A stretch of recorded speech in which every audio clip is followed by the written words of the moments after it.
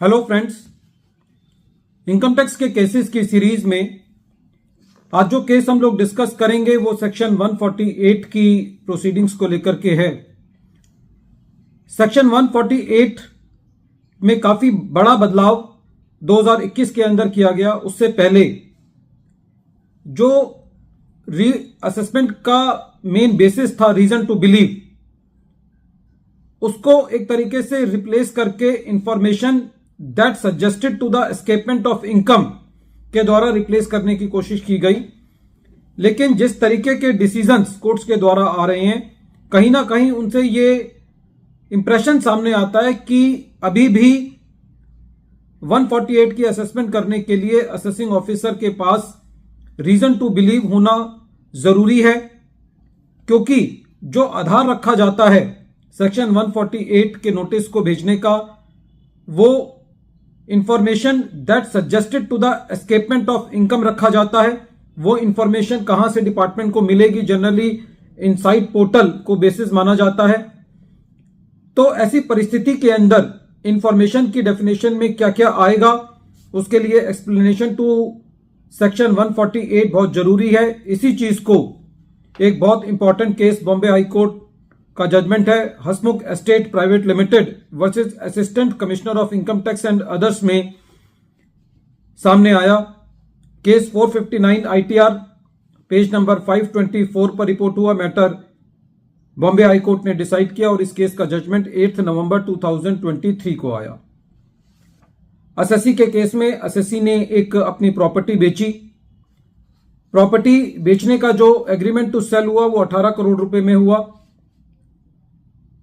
जो प्रॉपर्टी थी उसकी स्टैंप ड्यूटी वैल्यूएशन 16.5 करोड़ की थी। एग्रीमेंट के अंदर यह बात लिखी हुई थी कि यदि असेसी कोई कंडीशंस को पूरा नहीं कर पाता, सेलर यदि कंडीशंस को पूरा नहीं कर पाता जो कि एग्रीमेंट टू सेल के अंदर है, तो उस केस में जो सेलर है उसकी कंसीडरेशन को कम किया जा सकता है। सेलर अपनी कंडीशंस को पूरा नहीं कर पाया, जिसकी वजह से बायर ने जो सेलर था उसकी सेल कंसीडरेशन को 6 करोड़ रुपए से कम कर दिया। कहने का मतलब सेलर को 18 करोड़ की जगह 12 करोड़ रुपए मिले, जो कि सेलर ने अपनी कैपिटल गेन की कैलकुलेशन में सेल कंसीडरेशन 12 करोड़ रुपए ली, और अब जो स्टैंप ड्यूटी वैल्यूएशन थी वो सेल कंसीडरेशन से जो सेलर को मिला उससे ज्यादा थी, 16.5 करोड़ रुपए। असेसी का मैटर सेक्शन 143 सबसेक्शन 3 की असेसमेंट में चल रहा था। असेसी ने अपनी बात असेसिंग ऑफिसर के सामने रखी, जिसको असेसिंग ऑफिसर ने एक्सेप्ट किया और सेक्शन 143 सबसेक्शन 3 का ऑर्डर पास कर दिया। बाद में असेसिंग ऑफिसर के पास ये इंफॉर्मेशन आई इंटरनल ऑडिट ऑब्जेक्शन से, जो डिपार्टमेंट का अपना महकमा होता है, कि जो असेसी ने प्रॉपर्टी बेची है, जो सेल कंसीडरेशन दिखाई है, वो स्टैंप ड्यूटी वैल्यूएशन से कम दिखाई है, और इस इंफॉर्मेशन के आधार पर असेसिंग ऑफिसर ने असेसी का सेक्शन 148 के अंदर केस रीओपन कर दिया।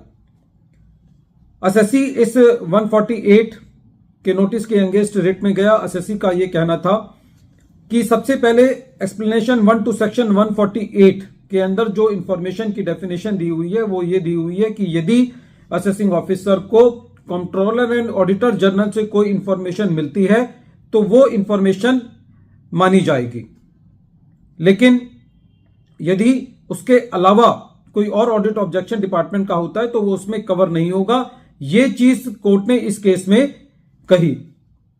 दूसरा, असेसी का यह कहना था कि यदि इसको इंफॉर्मेशन मान भी लिया जाए तब भी प्रेजेंट केस के अंदर यह चेंज ऑफ ओपिनियन की कैटेगरी में आएगा, और असेसिंग ऑफिसर के पास यह अधिकार नहीं है कि वो सेक्शन 148 का नोटिस इशू कर पाए, क्योंकि असेसी की असेसमेंट पहले सेक्शन 143 सबसेक्शन 3 के अंदर हो चुकी है। तो कोर्ट का यह कहना था कि पहली बात, जो इंटरनल ऑडिट ऑब्जेक्शन आया है वो इंफॉर्मेशन की डेफिनेशन में नहीं है, और दूसरा, इस केस के अंदर यदि ये मान भी लिया जाए कि ये इंफॉर्मेशन है, तो प्रेजेंट केस के अंदर, क्योंकि असेसी का असेसमेंट सेक्शन 143 सबसेक्शन 3 के अंदर हो चुका है, असेसिंग ऑफिसर अपना एक व्यू ये ले चुका है कि जो असेसी ने अपनी सेल कंसीडरेशन दिखाई है वो ठीक है, वहां पर असेसिंग ऑफिसर ने सेक्शन 50C को इन्वोक नहीं किया, तो ऐसी परिस्थिति के अंदर यदि असेसी का सेक्शन 148 को नोटिस भेज करके